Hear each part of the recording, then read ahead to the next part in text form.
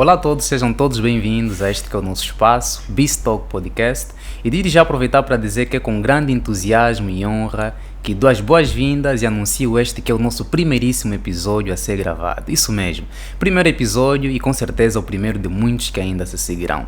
Eu que vos falo, chamo-me Sebastião Domingos Mujinga, o vosso host, e juntos estaremos aqui nesta empreitada com o objetivo de levar até vocês entregáveis que possam agregar algum valor tanto para vocês como para vossas empresas.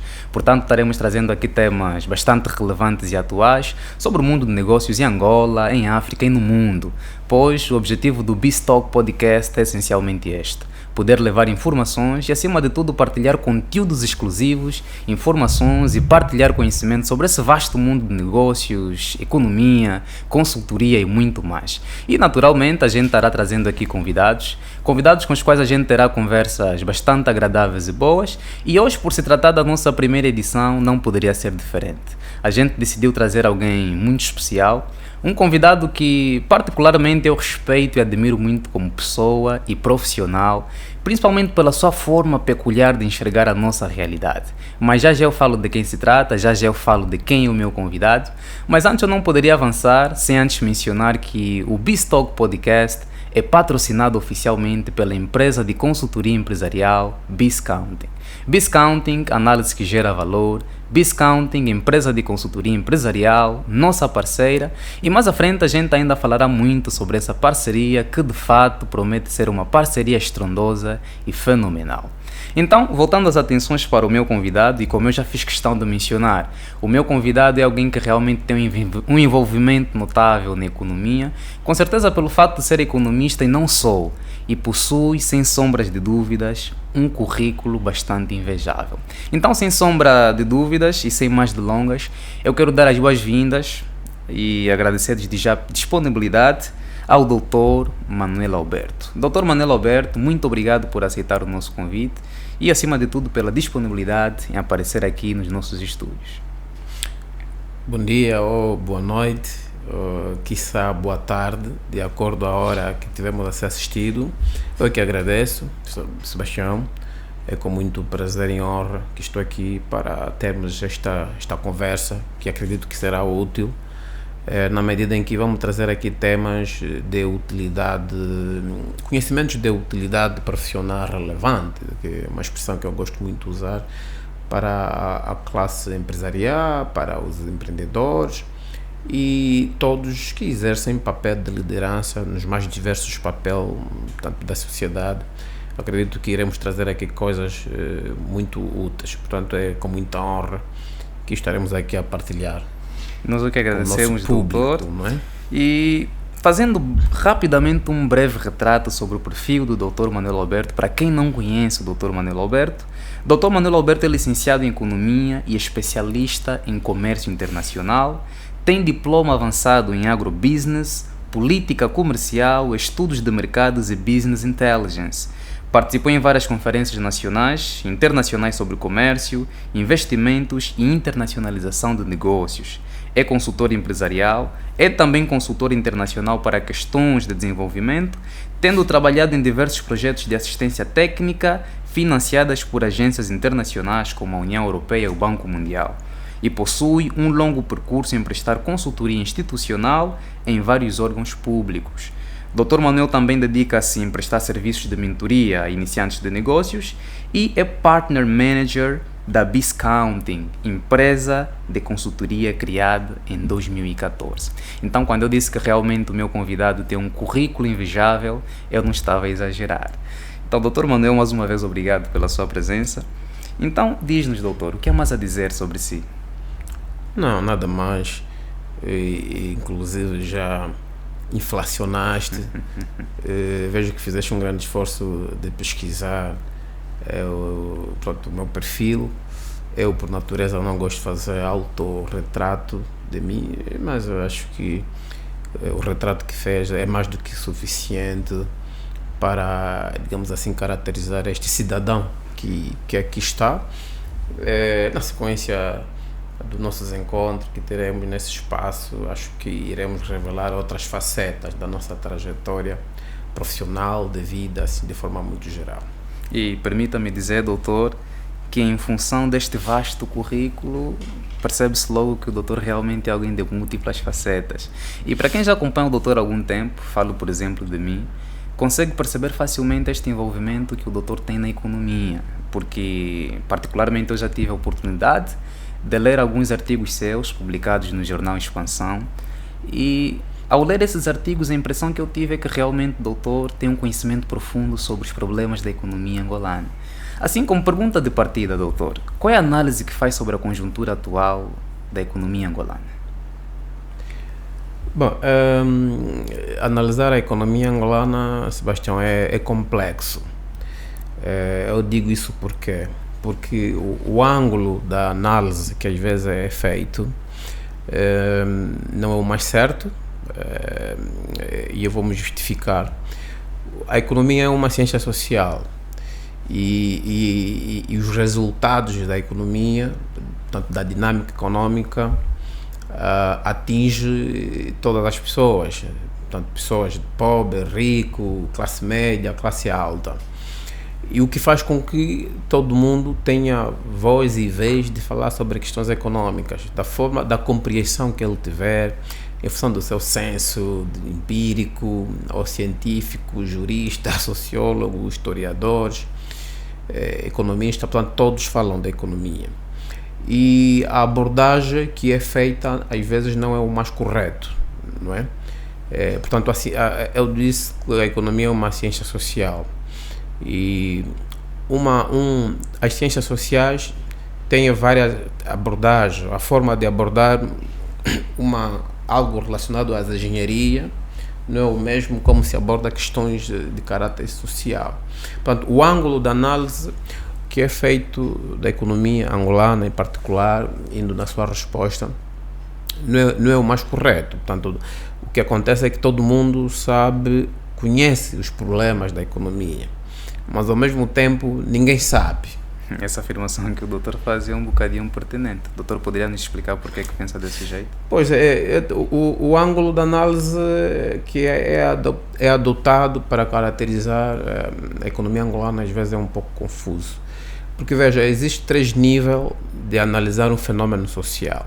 E o doutor poderia nos dizer que níveis são esses, por favor? Bom, primeiro é o nível macro. Portanto, macro, nós quando falamos da economia, estamos a falar do produto interno bruto, mas existe um conjunto de variáveis, não é, cuja a dinâmica da vida econômica impactam. Estamos a falar da inflação, do desemprego, da pobreza, né, da taxa de pobreza. Estamos a falar, por exemplo, da depreciação cambial.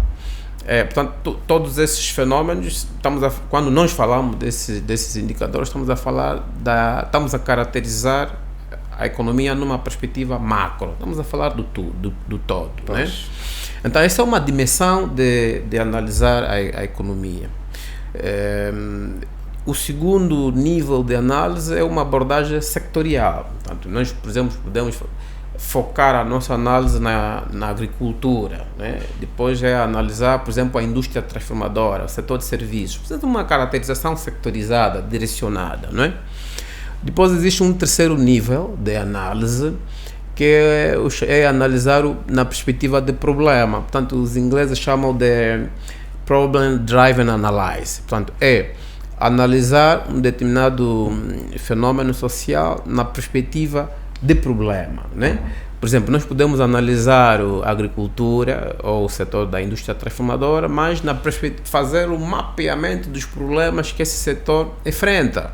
Não precisamente fazer uma análise macro, que é muito, às vezes, subjetiva e nem sempre permite, de forma muito concreta, identificar quais são as causas que resultam da distorção, das crises que às vezes uma determinada economia vive. Portanto, são 3 níveis de análise. Um é uma análise macro, outro é um nível de análise sectorial, outro é um nível uma análise baseada em problema. Aqui, para mim, esta análise que concentra, cuja o ângulo de abordagem é mais ver os problemas, é que permite forjar soluções, né, para resolver um determinado problema ou uma determinada distorção que a economia é ferma. E chama-me aqui a atenção esse comentário que o doutor faz, que aparentemente todo mundo sabe alguma coisa, mas na verdade ninguém sabe nada. Porque até certo ponto eu consigo perceber este posicionamento das pessoas, doutor.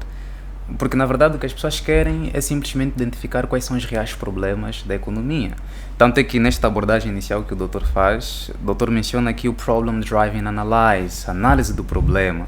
Analisar o problema de um país ou analisar o país em função dos problemas que o mesmo enfrenta. Porque bem lá no fundo tudo gira em torno dos problemas que a economia enfrenta. Então, de uma forma muito bem genérica, doutor, quais são, na sua visão, os problemas da economia angolana? Olha, bom, são essencialmente 4. Nós podemos aqui mapear 4 problemas que, para mim, constituem a causa raiz da estagnação que a economia angolana é ferma. Primeiro é a produtividade. Portanto, nós temos baixos níveis de produtividade. Segundo é a competitividade. Nós somos uma economia, eu não digo pouco competitivo, é uma economia não competitiva. Lembre-se que nós temos apenas uma única commodity que nós exportamos e um fluxo muito marginal de exportações de produtos não petrolíferos e não diamantíferos. Portanto, problema da produtividade e problema da competitividade. Somos uma economia com baixos níveis de competitividade. O terceiro problema é a eficiência. Portanto, vejam que há aqui uma relação entre competitividade, produtividade versus eficiência. Portanto, somos uma economia pouco eficiente, o que resulta da fraca capacidade competitiva. Um quarto problema tem a ver com a qualidade. Portanto, nós não somos capazes, pelo menos até agora, de produzir produtos de qualidade com capacidade de penetrar nos mercados internacionais e daí suavizar a pressão da balança comercial, da balança de pagamento, decorrente da dependência de um único setor. Portanto, os nossos problemas são essencialmente esses. Poderá haver outros, mas aquelas que são mais estruturantes são essas. Nós somos uma economia com baixos níveis de produtividade, então somos uma economia muito pouco competitiva, somos pouco eficientes, portanto, nós temos baixos níveis de eficiência e a baixa eficiência resulta de quê? Resulta da fraca capacidade de execução até de políticas públicas, né?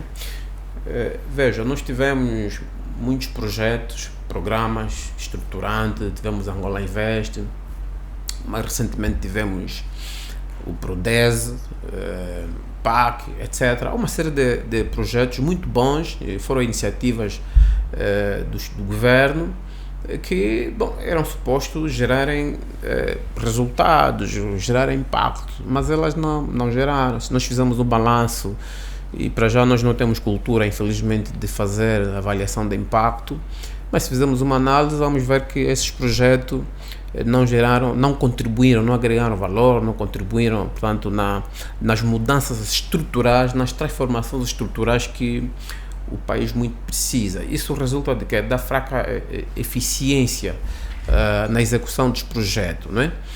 A qualidade, portanto, decorre essencialmente dos processos produtivos que não são inovador no sentido de produzir bens e serviços com qualidade e que satisfaça as necessidades não só dos consumidores locais, mas também dos consumidores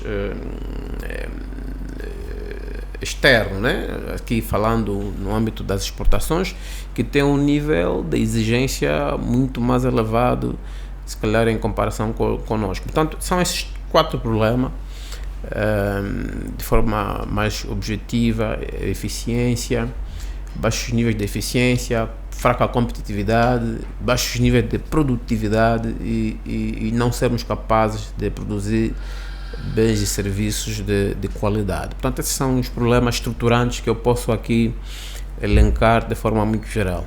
É interessante este resumo que o doutor faz, basicamente, desses 4 elementos que acabam representando as grandes dificuldades ou os grandes problemas da economia angolana, desde a produtividade, a competitividade, a eficiência e a qualidade.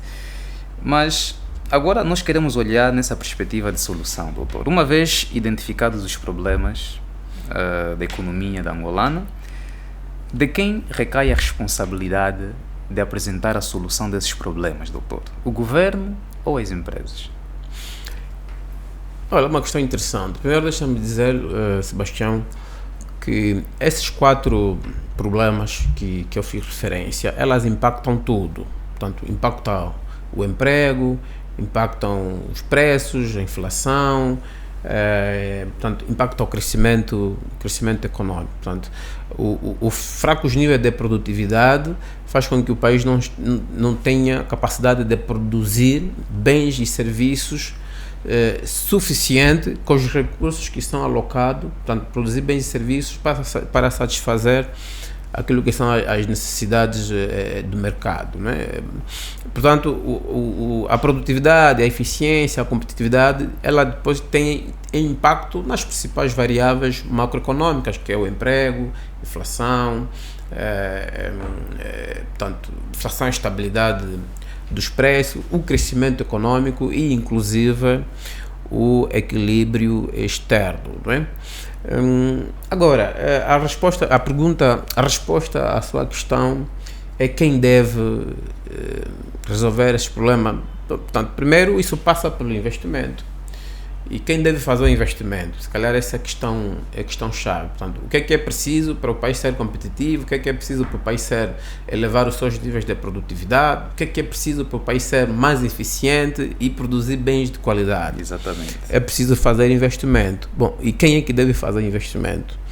Bom, primeiro são as empresas, obviamente, mas também o Estado, né? Existe o chamado investimento institucional, que é para aqueles bens públicos, estrada, infraestrutura, que depois impactam a chamada competitividade sistêmica, que tem que ser o Estado a fazer. Portanto, é o Estado que tem que alocar recursos em bens e serviços que vão concorrer depois na diminuição da estrutura, digamos assim, da estrutura de custos operacionais por parte das empresas, e isso impactar positivamente, seja a produtividade, eficiência, e ter impacto na elevação dos níveis de competitividade da economia, não é?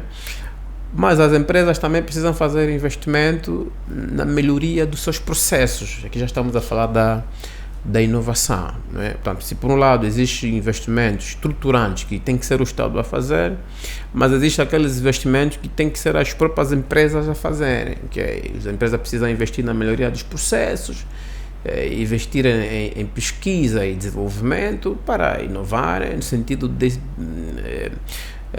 estarem atentos àquilo que é a dinâmica global, né?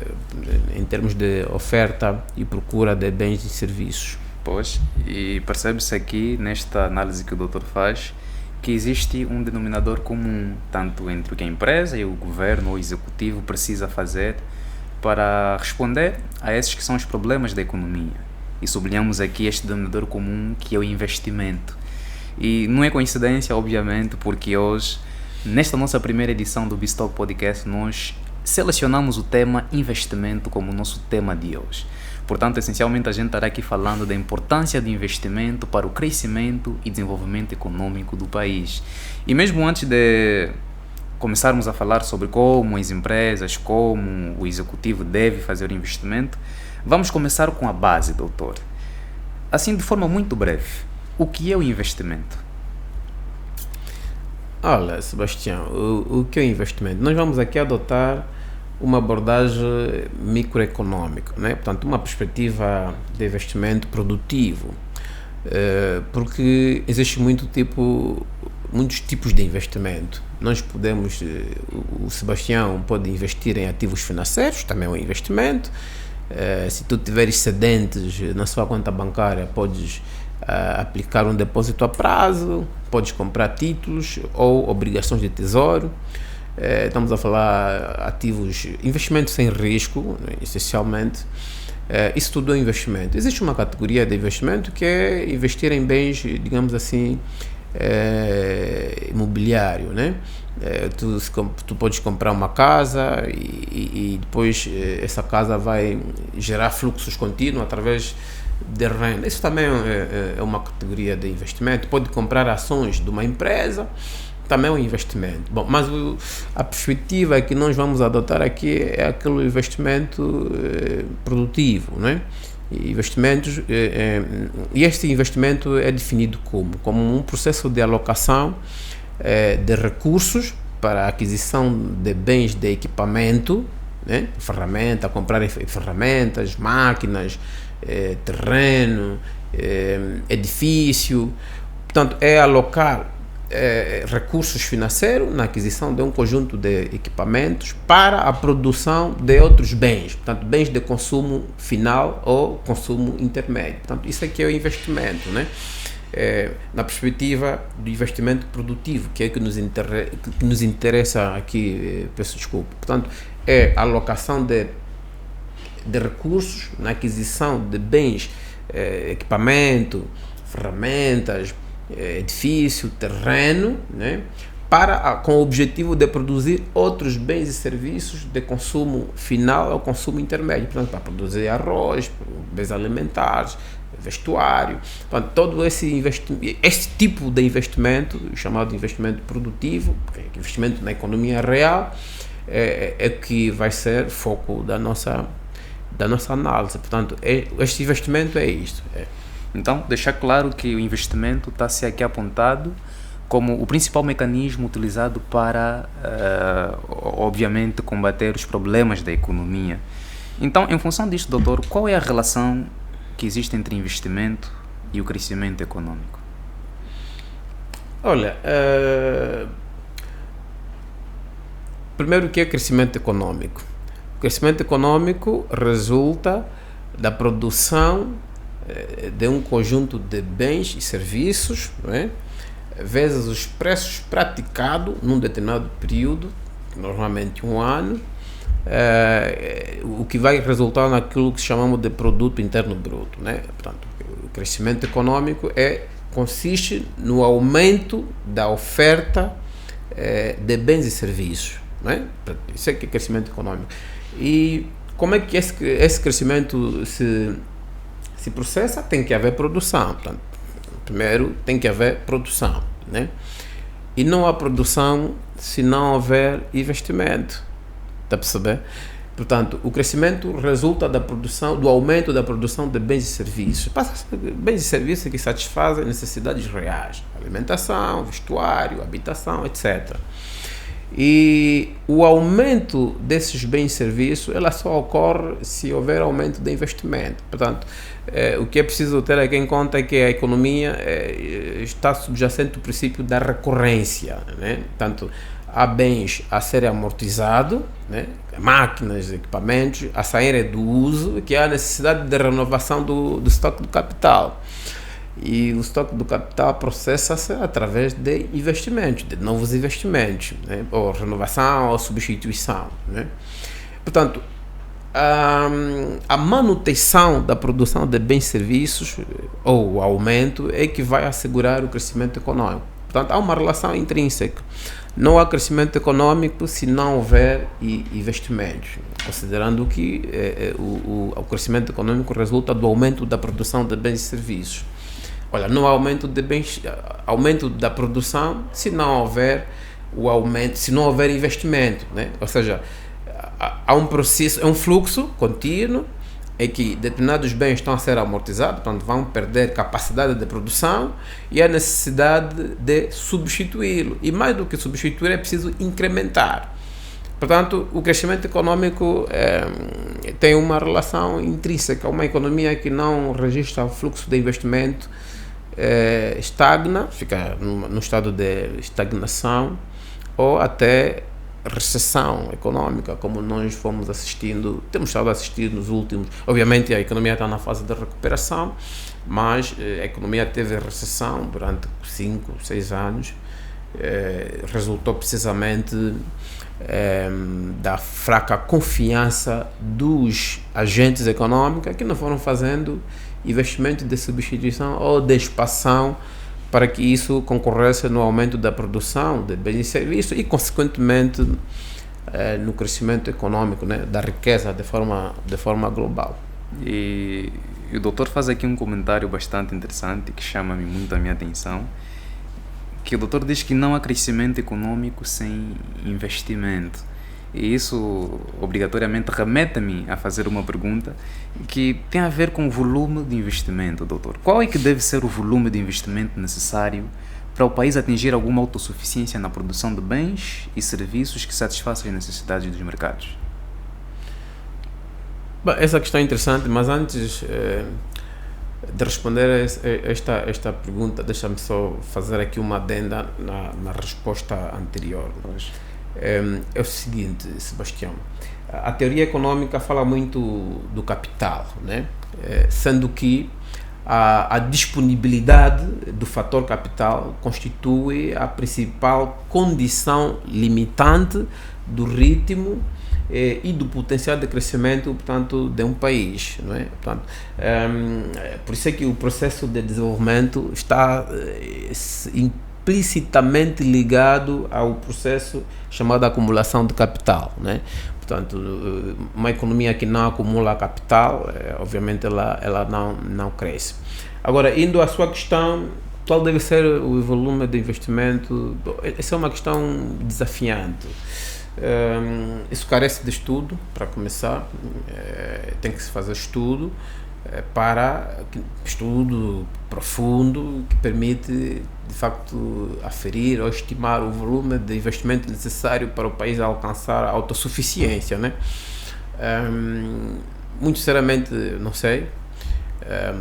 Desde logo o investimento tem que ser projetado por setores. Nós precisamos saber estimar, por exemplo, para o país ser autossuficiente na produção de bens agrícolas, qual é o volume de investimento que é necessário para o país transformar o seu parque industrial, no sentido de criar uma cadeia de valor integrada entre o setor agrícola e o setor da indústria transformadora e os serviços.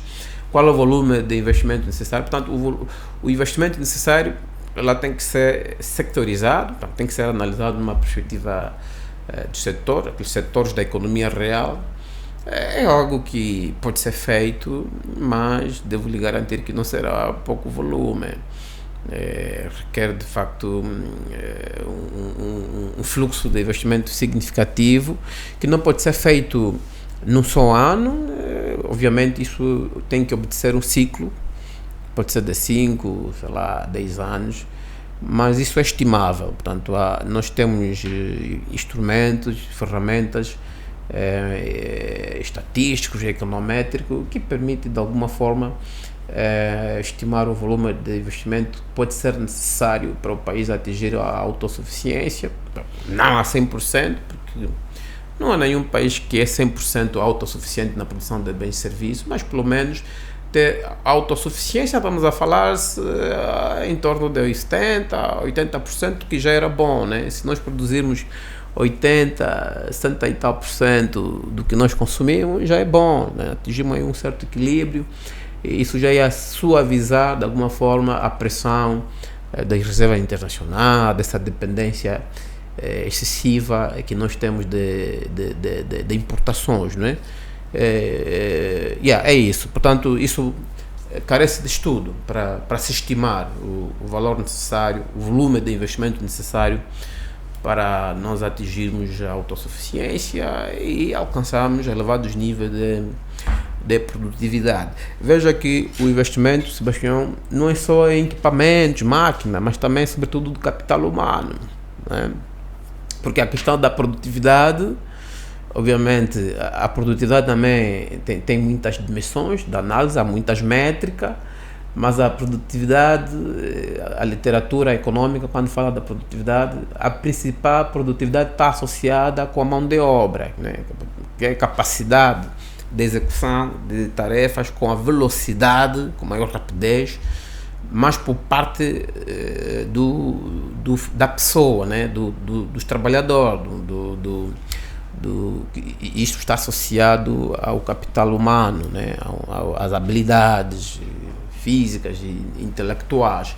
Portanto, o investimento não é só feito na inovação tecnológica, em equipamentos, etc., mas é, sobretudo, tem que olhar também na componente do capital humano. Portanto, é basicamente isto. Uma explicação bastante esclarificadora. E o doutor faz aqui questão de mencionar, vezes sem conta, a relação que existe entre o investimento e o tempo. Aliás, falar de investimento, como o doutor no início já fez questão de nos esclarecer, investimento é essencialmente a alocação de capitais com o objetivo de obter rendimentos futuros. Então, não se fala de investimento sem prazos, não se fala de investimento sem a componente tempo. E, obviamente, consequentemente, o que vem depois disso são os resultados, porque eu imagino que o objetivo, tanto dos empresários como do executivo, a se fazer os investimentos ou a se recorrer aos investimentos, é essencialmente obter resultados. Então, em função disto, doutor, quais são os impactos reais que podem ser originados com os investimentos? Bom, primeiro, o investimento contribui na criação de emprego e na geração de rendimento para as famílias e também é que concorre, como já fizemos referência, na oferta de bens e serviços, né? Mas o impacto primário do investimento é claramente na criação de emprego, Sebastião, porque vejam, nós atualmente em Angola, infelizmente, temos nos deparado com uma situação, com uma deterioração sistemática da qualidade de vida do cidadão, por falta do desemprego, né? Portanto, o desemprego, em termos de uma análise mais sociológica, é a extensão da pobreza. Portanto, uma pessoa desempregada é potencialmente pobre, porque ele tem carência, não tem recursos para comprar bens e serviços e satisfazer as suas necessidades. Então, o investimento tem esse papel, porque, sobretudo, aqueles investimentos de expansão, né? Que nós depois iremos ver, existem diferentes tipos de investimento.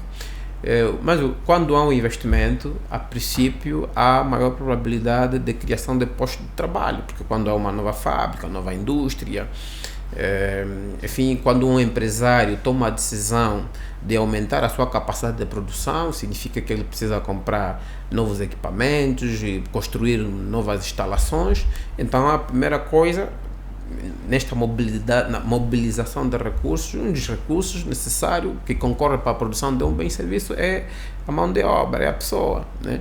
Então há aqui uma ligação intrínseca entre o investimento e o emprego, né? Pronto, esse é o primeiro impacto. O segundo impacto é a criação da renda, quer dizer, o rendimento. Uma pessoa que está empregado vai ter o quê? Vai ter salário, e esse salário vai satisfazer as suas necessidades, não é? O segundo é a oferta, o terceiro diria, é o aumento da oferta de bens e serviços, porque olha, nós em Angola, eu tenho dito, a Angola é uma economia de escassez, portanto, aqui há escassez, né? Por isso é que há a pressão de preços sobre bens e serviços, os preços aumentam, existe a inflação. Isso decorre de quê? Decorre do aumento, quer dizer, da procura. A procura até pode ser, digamos assim, fixa, mas se a oferta diminuir, né, decorrentes dos desafios, questões adversas que os empresários enfrentam, os preços, né, aumentam também, né? Os preços aumentam, né? Portanto, assim, falar de forma muito sem entrar a fundo, porque aqui íamos falar de um conjunto de mecanismos que concorrem, mas o primeiro impacto é a criação de emprego, que vai gerar rendimento para as famílias, para as pessoas, portanto, que ocupam os postos de trabalho, e também o investimento concorre na oferta de bens e serviços, o que vai, de alguma forma, suavizar a inflação, né, que decorre eventualmente do déficit da oferta em comparação com a procura. Portanto, este é o primeiro o primeiro efeito, né? Mas em termos de análise teórica há dois, portanto, assim, só que uma referência muito básica para não complicar quem estiver a nos ouvir. Aqui dois conceitos que têm a ver com multiplicadores, né? Portanto, o investimento, nós em termos de análise macroeconômica, é um fluxo que gera efeitos multiplicadores. Então a macroeconomia fala de efeitos diretos e depois de efeitos indiretos e efeitos secundários. Portanto, o primeiro efeito direto se dá através do aumento de emprego, dos rendimentos. Portanto, como já fiz referência, esse é o primeiro impacto. Depois, existe um efeito secundário que resulta do aumento do consumo, porque que decorre do rendimento criado pelo facto da pessoa estar a trabalhar, não é? Olha, a combinação deste efeito, que é aumento da renda e aumento do consumo, cria aquilo que se chama aumento do nível de confiança por parte do agente econômico, né? Portanto, o empresário, quando vê que há um aumento da procura, que decorre do aumento do rendimento de um conjunto de pessoas que estão a encontrar emprego, né? Depois há o chamado efeito contaminação, que se propaga para os demais setores da atividade econômica, porque a pessoa que trabalha numa indústria transformadora vai comprar produtos, vai comprar serviços, né? Vai comprar um conjunto de bens industriais, para dar uma diversidade, vai aumentar o seu consumo de lazer, vai ao restaurante. Esses bens todos vão registrar procura, aumento de procura. Então, essa procura que foi desencadeada às vezes num determinado setor, cria o chamado aumenta o nível de confiança por parte dos agentes econômicos, operadores econômicos, empresários, etc., que depois essa confiança vai ter como impacto o aumento do investimento para concorrer no aumento da oferta de bens e serviços. E faz sentido porque eu lembro de ainda ter visto um artigo, ainda no jornal Expansão, de 2016, onde o doutor falava sobre medidas de política, leis e mecanismos econômicos, onde o doutor fazia uma análise, um resumo, basicamente, do impacto que o investimento tem aos agentes econômicos, que o doutor detalhava essencialmente em três aspectos, ou em três efeitos. O efeito direto, que era a criação de empregos; o efeito secundário, que era essencialmente o aumento do consumo, porque, e o doutor já falava, que, dando um exemplo muito prático, 1 milhão de pessoas desempregadas, obviamente é uma redução do consumo. 1 milhão de pessoas empregadas resulta num aumento exponencial daquilo que é o consumo. Exatamente. E o último efeito, por isso é que permita-me dizer, quando há empresas a fecharem, quando as empresas vão à falência, significa diminuição do poder de compra, porque é um conjunto de pessoas que estão a ficar sem rendimento. E se está a ficar sem rendimento, a procura de bens e serviços que essas pessoas faziam também diminui. E se ela diminui, os comerciantes, os empresários que ofertam um conjunto de bens e serviços que essas pessoas procuravam, vão sentir a desaceleração da procura.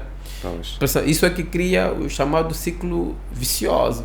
Ou seja, o investimento cria um círculo virtuoso para a economia, por causa desses efeitos primários, efeito direto, efeito secundário, etc. E o desemprego, ou seja, a falência das empresas, que consequentemente desemprega as pessoas, cria um ciclo vicioso, né? Que se propaga também na economia com o mesmo impacto, que às vezes pior, do efeito criado pelo ciclo virtuoso. Portanto, é de facto questões muito interessantes, mas faz parte da mecânica do funcionamento da economia. Realmente. E em todo caso, isso mostra, mais do que nunca, que o investimento realmente é necessário e indispensável nesse combate que são as lutas contra os reais problemas da economia angolana. E obviamente os empresários, o executivo, o governo, vai pensando, vezes sem conta, sobre como fazer o investimento. E bem antes de vermos a raiz desta resposta, a raiz deste problema, o doutor poderia aqui nos falar sobre a classificação dos investimentos. Quais são os tipos de investimentos que os empresários podem realizar? Bom, são essencialmente três. Existem três tipos de investimento. Portanto, o primeiro são os chamados investimentos de raiz, né? Ou, portanto, a literatura fala de investimento de desenvolvimento. São investimentos feitos a partir do zero. Portanto, é a criação de uma nova unidade produtiva, não é? E são chamados de investimentos de raiz. Se o Sebastião, por alguma razão, decidir empreender, uma vez que nunca o fizeste, se você abrir uma padaria, enfim, ou comprar terras e começar a investir na agricultura, vais precisar de tratores, todas as alfaias, portanto, aquele é um investimento de raiz, né? Portanto, vai concorrer no aumento da oferta de um conjunto de bens e serviços. Depois temos o investimento de substituição, né? Portanto, consiste na aquisição de novos equipamentos para substituir os equipamentos antigos. O objetivo aqui é assegurar a manutenção do nível de produção, né? Portanto, os nossos equipamentos estão deteriorados, estão obsoletos, vamos substituir, né? É um investimento, né, que se faz. É apenas tirar a máquina antiga e meter uma nova para assegurar a manutenção da produção de bens e serviços. O terceiro nível é o investimento de inovação. Portanto, é um investimento que visa melhorar os processos produtivos, né? Isso é, adquirir equipamentos modernos. Portanto, equipamento moderno com uma capacidade maior de processamento, com uma linha de produção automatizada, se calhar com um sistema de robótico, etc. Ou seja, é melhorar, é tirar o que nós tínhamos, aquilo que, se nós temos uma máquina que fazia 3.000 pães, por exemplo, por dia, vamos ter uma que vai fazer 6.000 pães, né? Portanto, uma máquina mais veloz, mais rápido, mais automatizada. Portanto, é inovar, né?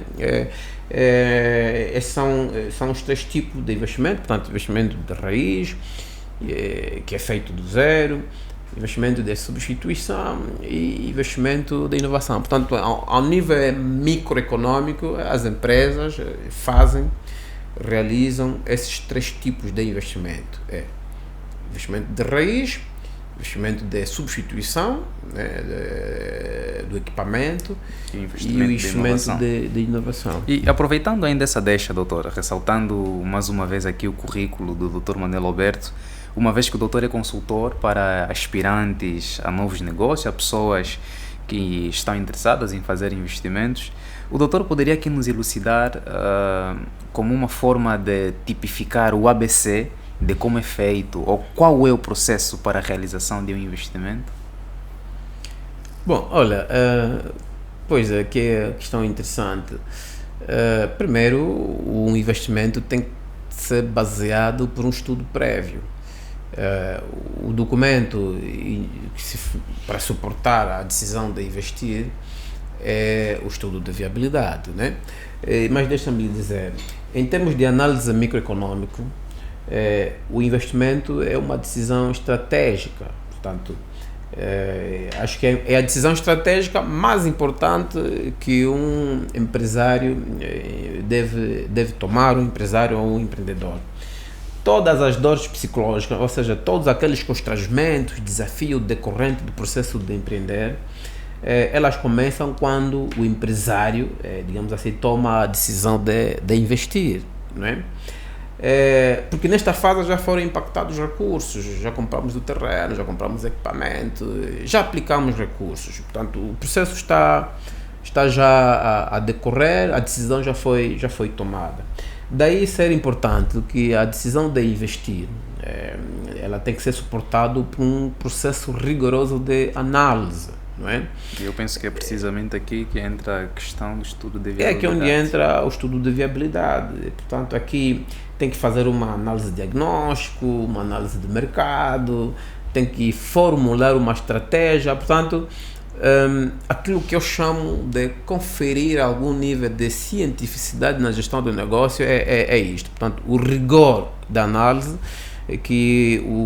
com que um empresário precisa se munir para implementar um investimento, seja em que setor, seja de que produto, que tipo de produto ou serviço quer ofertar no mercado. O processo de investir tem que ser baseado num rigoroso processo de análise. Portanto, análise de mercado, fazer uma análise de diagnóstico geral para mitigar o chamado fator risco, né? E infelizmente, às vezes isso não é levado a sério, né? Por isso é que nós temos tido altas taxas de falência e, consequentemente, crédito mal parado em termos de mercado creditício, o que cria ainda mais algum certo ceticismo por parte dos bancos, de investidores, em financiarem projetos novos que até poderiam ser viáveis ou poderiam impactar a economia de forma geral. O doutor acha que isto, permita-me fazer uma pergunta rapidamente, o doutor acha que este ceticismo por parte dos bancos ou das instituições financeiras deve-se ao estudo de viabilidade mal feito, podemos assim dizer?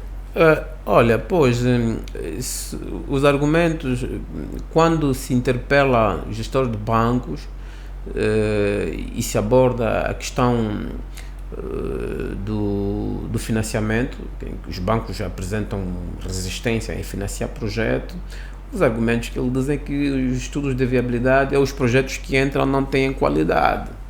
O que quer dizer projeto que não tem qualidade? Quer dizer, é um projeto, é um plano de negócio que eventualmente foi feito sem obedecer um conjunto de pressupostos, né?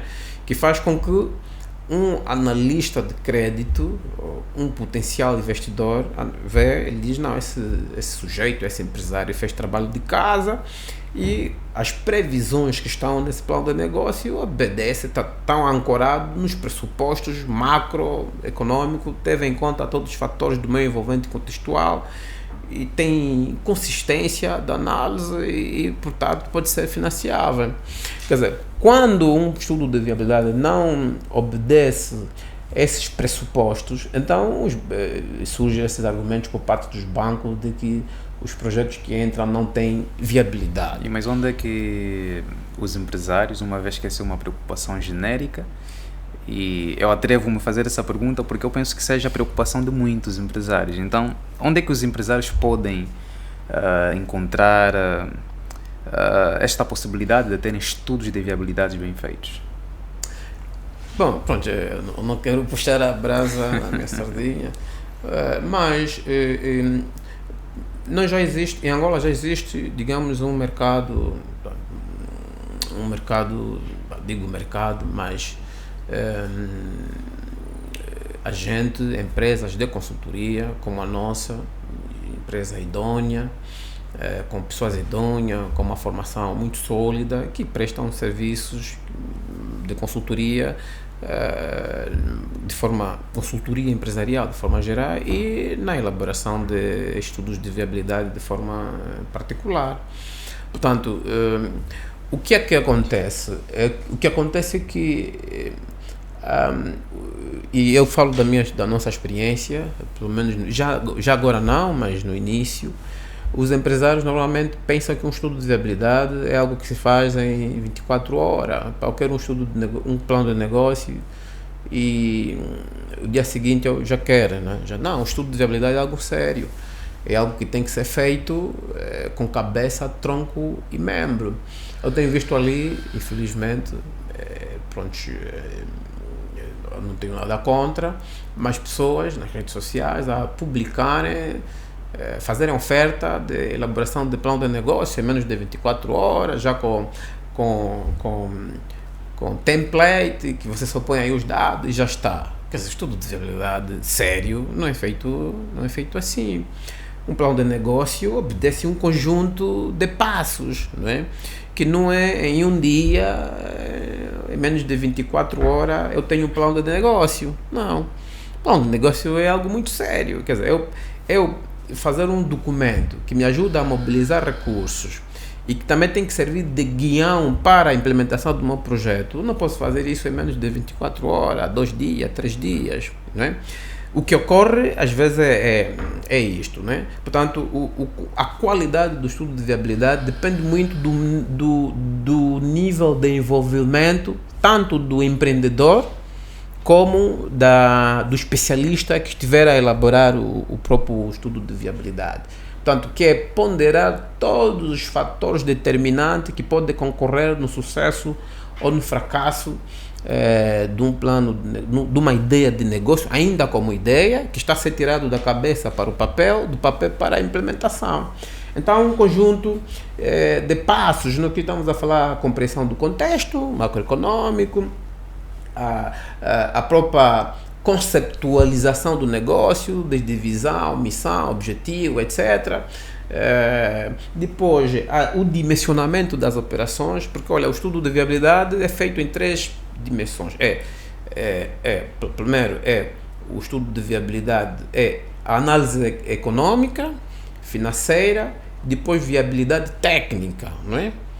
Portanto, análise econômica é ver se nós vamos conseguir vender o volume suficiente, se o mercado tem capacidade de absorver a nossa produção toda. Temos que analisar como é que o mercado está, fazer um estudo de mercado, porque veja, você estás a fazer uma padaria, por exemplo, né? Eu vou dar um exemplo concreto para elucidar os nossos telespectadores, quem estiver a nos ver.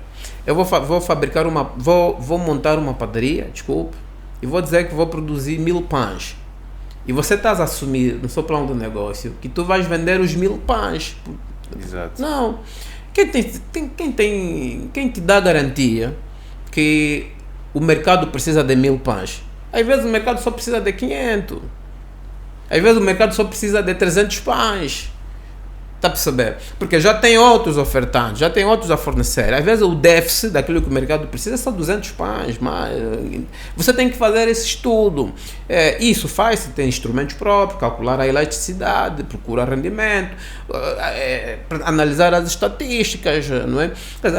Há mecanismos, há instrumentos que o economista usa para conseguir aferir se a minha oferta vai ser absorvida pelo mercado ou não.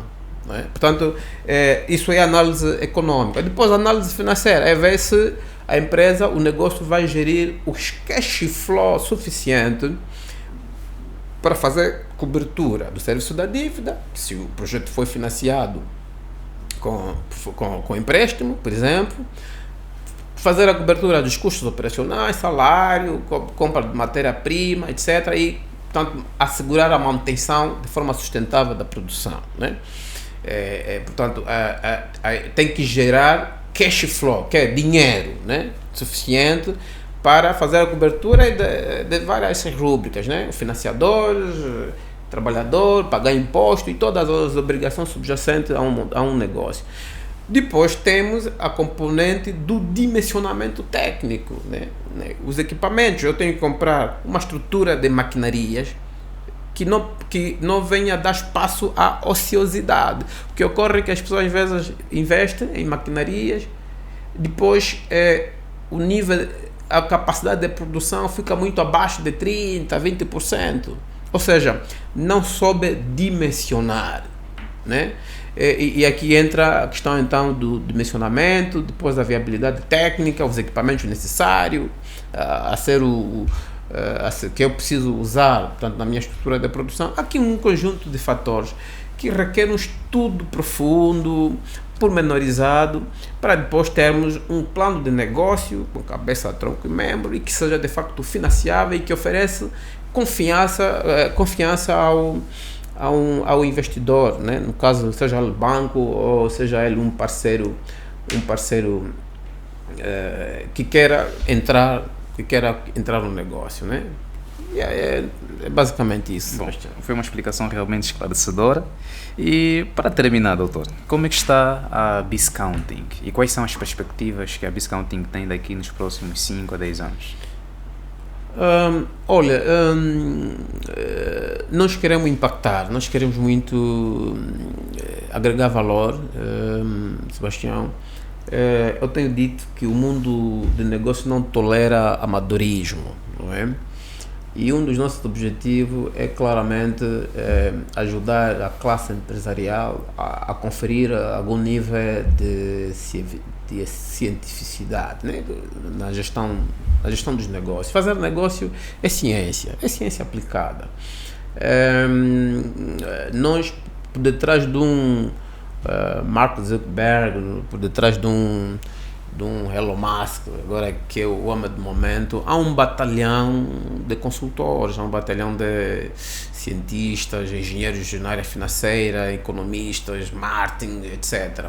Portanto, fazer negócio implica mobilizar um conjunto de skill, um conjunto de know-how para produzir um bem e serviço com qualidade,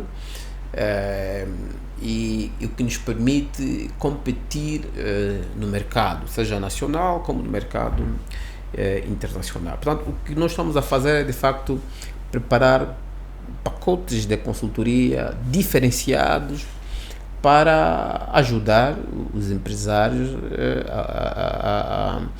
a fazer o seu investimento dentro daquilo que são os padrões internacionais e que lhes permite produzirem bens com qualidade, com custo, em termos de eficiência de custo, e consequentemente isso vir impactar a sua rentabilidade em termos de lucratividade e construir um império empresarial de fato, né? Uma classe empresarial forte. Isso é possível, né?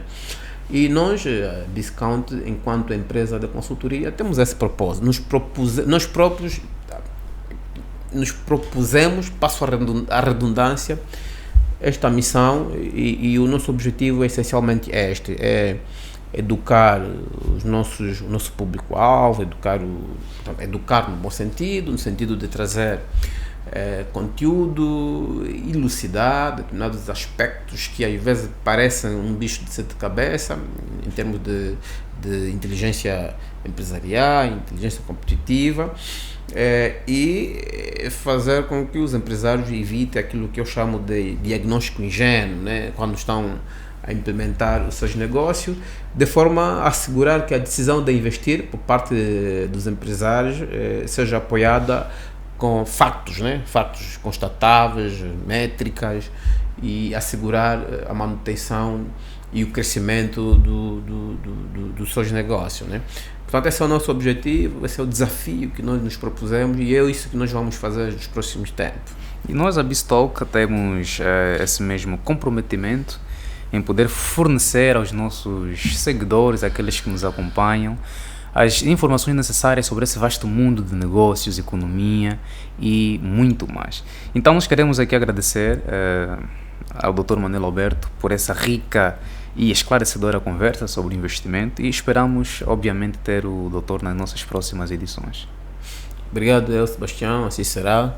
Estaremos aqui sempre juntos, sempre que possível, para partilhar conhecimentos, dicas úteis, como fizeste referência no início da nossa conversa, e sempre que puder estaremos aqui para dar a nossa contribuição, trazendo conteúdo de utilidade profissional, mas também o chamado conteúdo economicamente valioso, né?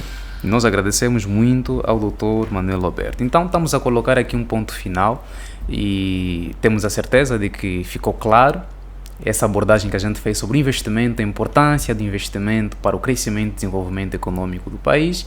E o Dr. Manuel Alberto, vezes em conta, fez questão de mostrar-nos que o investimento, obviamente, sem sombra de dúvidas, é o principal mecanismo para o combate dos reais problemas da economia angolana. Portanto, fique atento às nossas redes sociais, nos acompanhe, subscreva o nosso YouTube deixando um like, ativando o sininho de notificações, para que seja sempre notificado toda vez que for publicado um vídeo novo no nosso canal.